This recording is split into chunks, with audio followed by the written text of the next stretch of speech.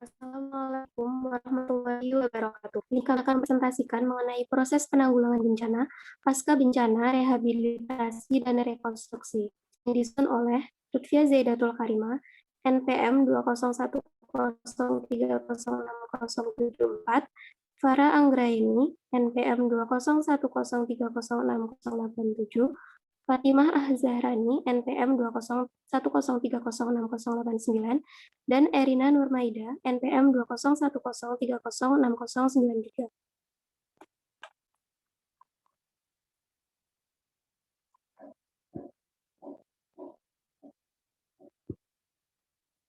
Penanggulangan pasca bencana gempa bumi. Cara penanggulangan pasca bencana gempa bumi yaitu sebagai berikut. 1. Apabila melihat api yang masih kecil, segera padamkan jika memungkinkan. 2. Jangan menyalakan api sebab apabila ada kebocoran gas dapat mengakibatkan ledakan.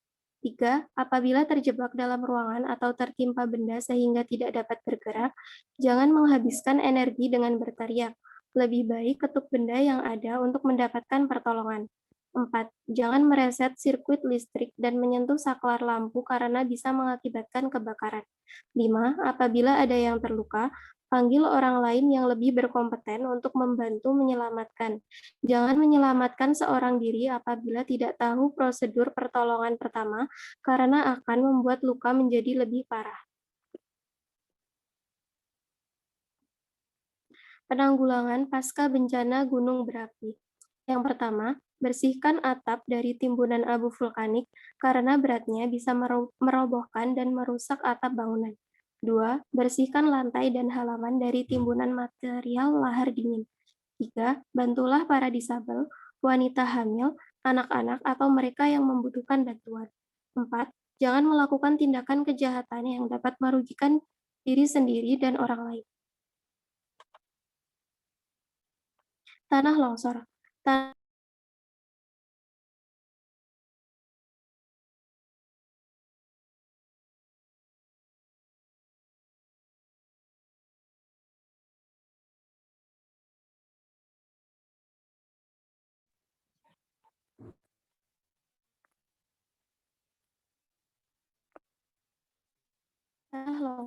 Tanah longsor adalah bencana alam yang terjadi karena adanya pergerakan massa tanah atau batu-batuan menuju ke bawah atau keluar lereng akibat terganggunya kestabilan tanah atau batuan penyusun lereng.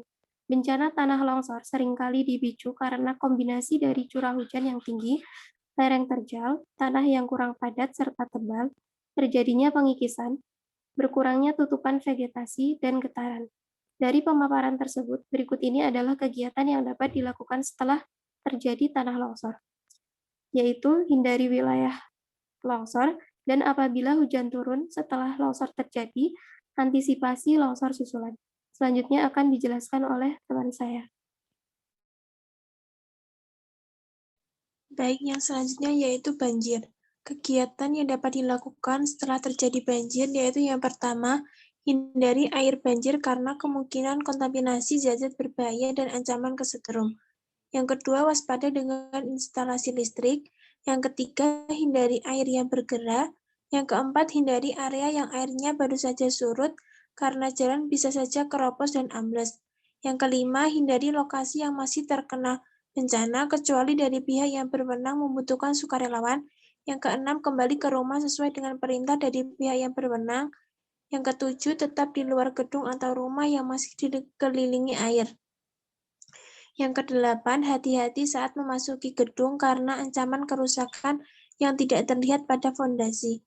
Yang kesembilan, perhatikan kesehatan dan keselamatan keluarga dengan mencuci tangan menggunakan sabun dan air bersih jika Anda terkena air banjir. Yang kesepuluh, buang makanan yang terkontaminasi air banjir. Yang kesebelas, dengarkan berita atau informasi mengenai kondisi air serta di mana mendapatkan bantuan perumahan atau shelter, pakaian, dan makanan. Yang ke-12, dapatkan perawatan kesehatan di fasilitas kesehatan terdekat. Yang ke-13, bersihkan tempat tinggal lingkungan rumah dari sisa-sisa kotoran setelah banjir.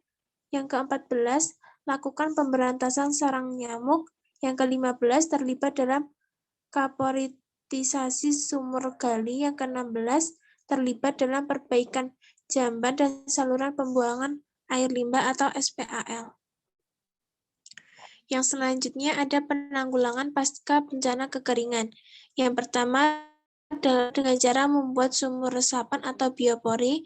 Yang kedua, membuat waduk atau bendungan untuk menampung air hujan.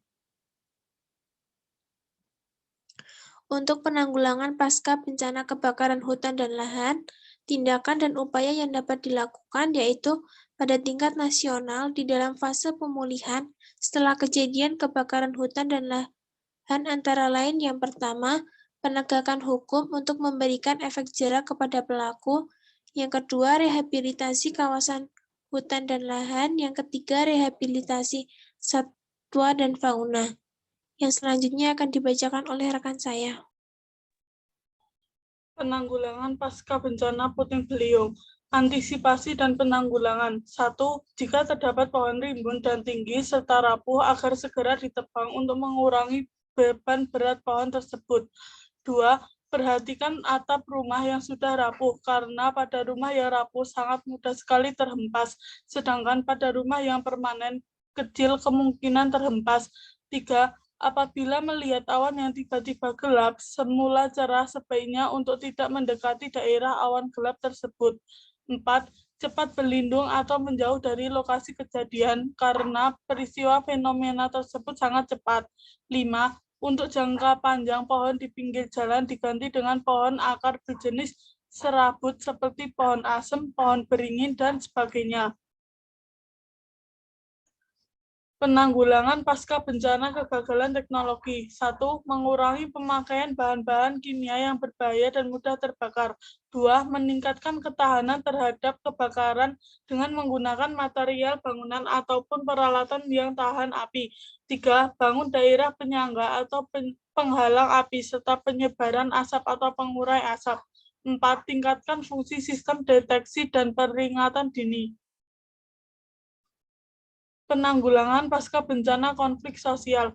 Menurut Undang-Undang Republik Indonesia Nomor 7 Tahun 2012, upaya pemulihan pasca konflik meliputi 1. Rekonsiliasi meliputi perundingan secara damai, pemberian restitusi, pemaafan.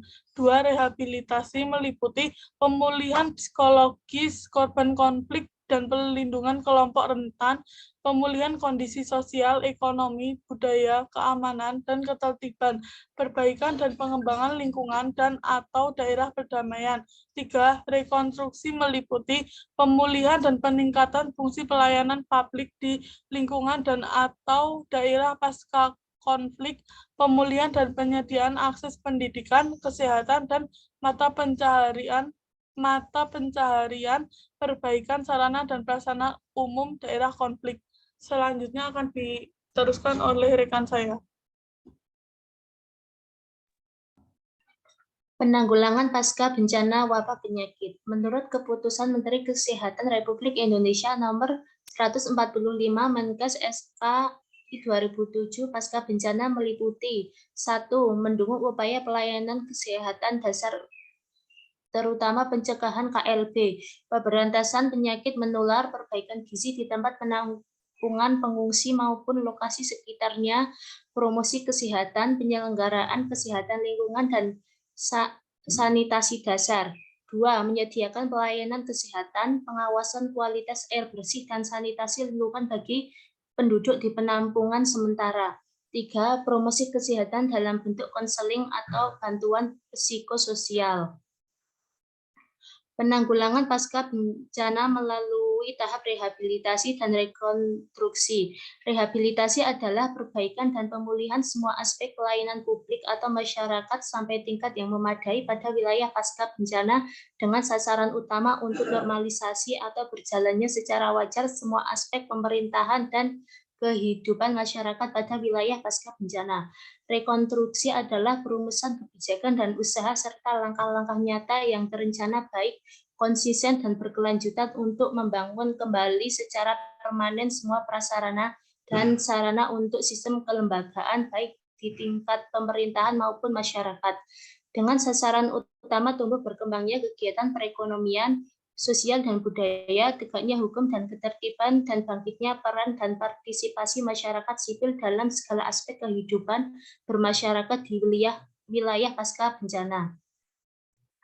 Cara penanggulangan pasca bencana melalui tahap rehabilitasi dan rekonstruksi. Yang pertama, strategi penanganan bencana pemerintah Kabupaten Magelang. 2. Membuat kebijakan sebagai pedoman untuk pelaksanaan program. 3. Membuat rencana kegiatan dan tahapan kegiatan di pra bencana, tanggap darurat sampai pasca bencana.